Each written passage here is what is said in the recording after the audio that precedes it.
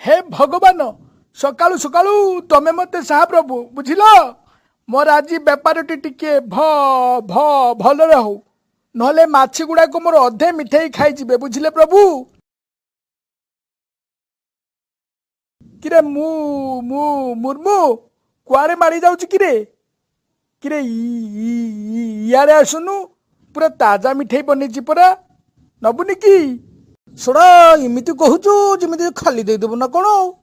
soda सबु बासी मिठाई बिकुचु कहूचु कौन ना ताजा